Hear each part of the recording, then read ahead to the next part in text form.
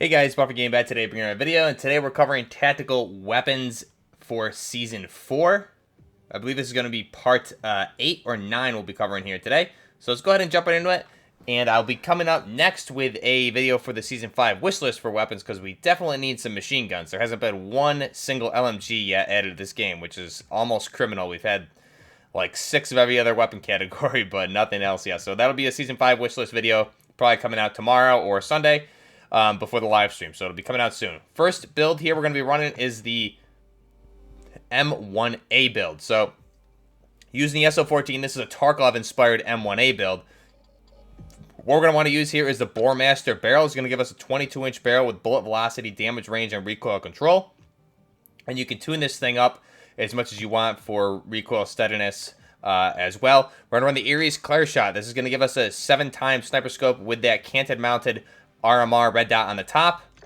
Very useful for long range to close quarters combat, especially because this thing can go full auto at 900 rounds per minute.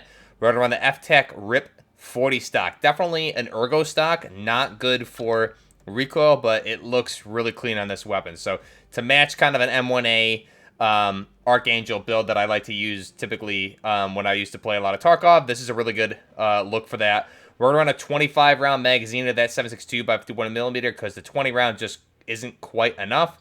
And then we're going to run the Lockwood Precision Grip on this thing. Now you can swap the 25 round magazine for the Spider Grip. I think that looks clean. It gives you a little bit of a tannized look there as well. But here we'll just run this particular build here. I think looks pretty clean. So let's go ahead and jump into the firing range and check out this weapon. Do the inspect. Looks really clean. And again, the good thing about this is it does rip full auto when you need it to. Problem is, this is not a stability build. So if you want better aim and stability, you're definitely going to want to change up some of the attachment items here. So you can just see the stability is really terrible on this thing. But the full auto rip is a lot of fun. If you get in close quarters pinches, use that cannon-mounted red dot.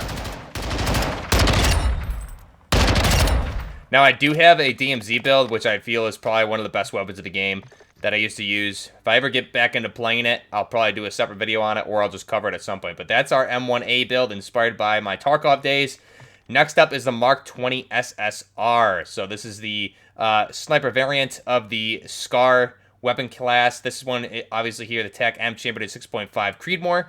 What we're going to run here is a 20-inch barrel. In real life, these are going to come with 20-inch barrels, so this makes sense. Going to give us the damage at range and max bullet velocity on this. You can tune that accordingly. We're going to run the 1 milliwatt PEC to give us that right-hand Picatinny-mounted PEC 15. We also have the Luca Field 6. Now, this, when I was running this in DMZ for the live streams, we didn't have this scope available. This came out with the SR25, I believe, in Season 3 it was, so now that this is here in game, it looks really clean. 6.3 magnification, toggle up to 12. So this is a really, really solid scope. And it only gives you a medium sniper glint. So it's very, very good. The base stock is fine. That's our Mark 20 stock. Skip out the other attachments. We're going to run the bipod V-grip. This is going to give us bipod mount as well as the recoil steadiness. I'm running the Battlefield Promotion blueprint on it just because it looks awesome. So you have to run it. And then we're going to run the Board 490. For the 7.62... weapon classes, and in this case 6.5, this is going to be your best in-slot recoil mitigation attachment for your muzzle, or the sock and thread 40. I like the sock and thread 40 on the Mark 17 if you're going to rip that thing full auto. Otherwise, on a lot of these weapons, you really need more horizontal control than you do vertical for most of them. So this one's going to be your best in slot here, the Bore 490. You can tune that accordingly. It's our Mark 20 SSR. I love the way this build works. And again, like I said, I used to run it in DMZ very, very effectively, and we didn't have this scope back then. So this scope, pretty solid scope, honestly. And this may be, I'm going to have to run this compared to the SR25 and kind of see which one's better, because I think they're probably perform pretty closely, depending. I think you actually have better range here on the Mark 20, being 6.5 Creedmoor, than you do on the SR25. So you can see the toggle there. We can also hold our breath. Now, the rate of fire on the SR25 is going to be faster than it is here. Now, again, with that bipod grip, you can mount.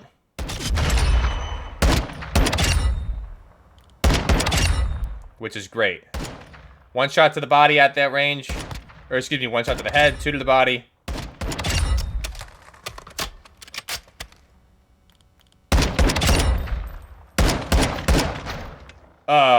Right at the private matches. Always does it during the videos, doesn't it, guys? So let's go ahead. But again, that's our Mark 20 SSR. Really cool weapon. And again, the good thing about that is the slightly slower rate of fire is going to allow for more controlled fire, whereas the SR-25 has faster rate of fire. So you can definitely fire off rounds quicker in close quarters pinches. But for long range combat, I feel like the Mark 20 may even be better. I think you have better ballistics with the 6.5 Creedmoor versus the 7.62 of the SR-25. Again, that's just kind of my personal take from using both of them. We'll have to check that out at some point and kind of test it. Let me know if you've compared the two below. Next is the RM277, the NGSW from General Dynamics. Now, this is pretty much even though it's a tactical weapon, this is pretty much the one I probably should have done for the conversion. This is basically the real-life weapon to a T minus the aesthetic differences, minor aesthetic differences that they did here in game. So what we're going to want is that that SB6 8 16-inch barrel is going to give us the shortest barrel for this weapon. That way, the Cronin SPDR suppressor sticks out tight to the... It's a short barrel, sticks out right above the handguard, which is how it is in real life. You typically don't have...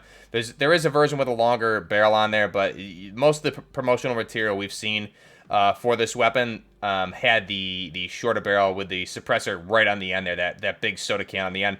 Then we're going to run the composite plastic ammo on this, again, to be true to life. And then we have the CZ 1 milliwatt PEC on the right-hand Picatinny rail, and the Vigilant 30C iron is going to give us that 8 times magnification. And then we also have the canted mounted iron sights there for the dual zoom optics. So let's go ahead and check. First, let's go ahead and preview it so you guys can see the full build quick. Again, really clean looking. I love those canted mounted irons. Now, again, a lot of the promotional material for General Dynamics for their bid for this NGSW, they were running basically this exact scope for the most part, with the canted mounted iron sights on there as well. So let's go back out, jump into the gunsmith, or the firing range, excuse me. We'll take a look at the preview. And again, a lot of the promotional material, we don't see any grips on this, which is why I'm just not using it currently. So just run it in single fire first. And again, you can hold your breath here, which is great with this scope. Which, with the other one we were running on the M1A, you cannot hold your breath. So that's just a pro tip there. And then you can also go full auto for close quarters. So this is actually, I've run this build right here in DMZ. Surprisingly effective, honestly.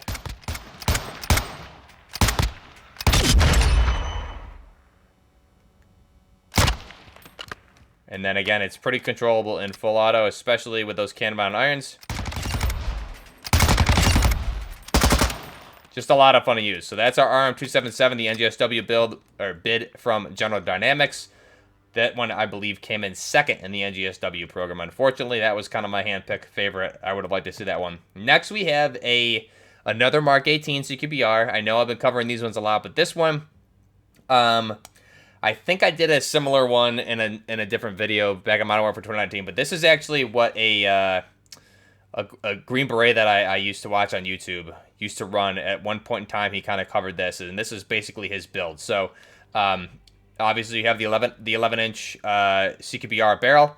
We have the CZ 1 milliwatt PEC for the PEC 15. We're going to run an L-can, which he was running an L-can on a Mark 18 CQBR, which is insane. But in real life, keep in mind, L-cans typically have the top-mounted iron rings on there. So here in game, they do not have them.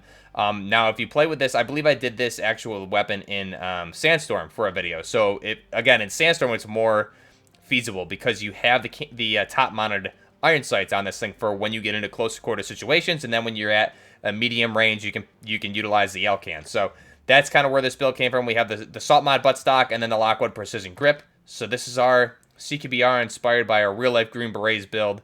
Looks pretty clean.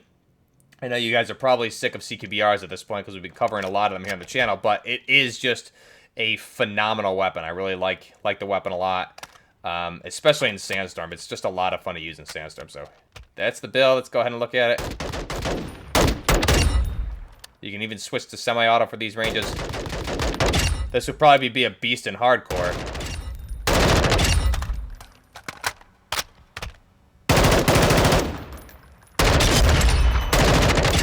Surprisingly, not a bad build.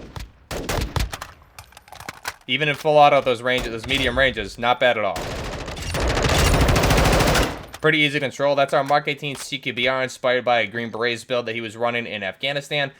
Next up, we have a APC 300 PDW. So I know it's labeled 5.56 PDW, but this case we're running 300 Blackout, so it's an APC 300 PDW, personal defense weapon. So we're gonna run that shorter 7-inch barrel, the RCQ 7-inch. Now the key to this is it's gonna give us the top mounted pick rail mounted PEC 15. So we'll go ahead and run whichever one you want here.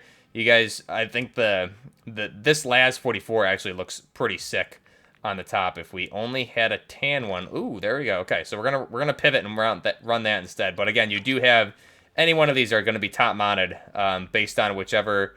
As long as you have this barrel, they'll all be top mounted. So we'll go ahead and run that. Gonna run the EOTech Hollow, 300 Blackout, obviously, and then the Lockwood Precision. So this is our final design for the APC 300 PDW, personal defense weapon, chambered in 300 Blackout. Again, it looks, I love the flashlight on the top pick rail. Anything with a top pick rail, it just looks beautiful. So let's go ahead and back out, take a look at this thing in the firing range.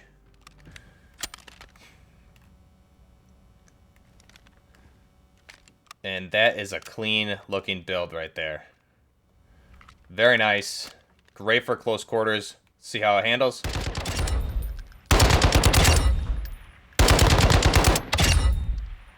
Handles very nice. So this is probably, honestly, for the ranges that you're experimenting with here, I think our furthest target there is 50 meters. That might be a bit of a stretch in full auto with this grip. If you run something... If you run one of the angled grips instead, you'd be better off with the aim and stability, I think, or if you tune it a little bit more accordingly, or maybe put a brake on there.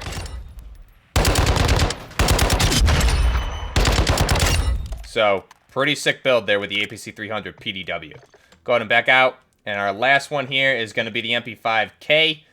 Go ahead and take a look at this thing. So we're going to run the Lockman Pulsar barrel is going to give us that shortest MP5K barrel on this.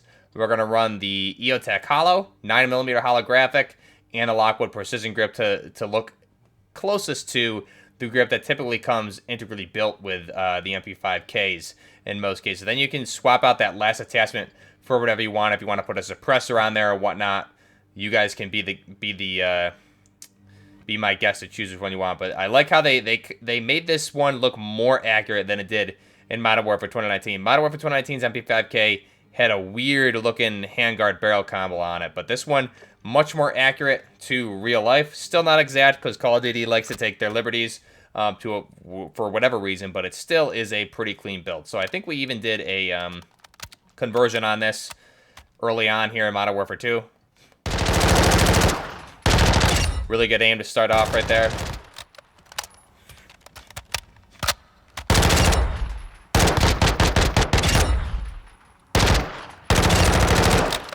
Pretty nice build, our MP5K. So, let me know what you guys think down below. Which one is your favorite tactical weapon we covered today? The MP5K, the APC 300 PDW. We also have the Mark 18 CQBR with that Alcan, inspired again by a real-life Green Beret who ran that in Afghanistan. The real closest to accurate RM277 from the NGSW General Dynamics bid.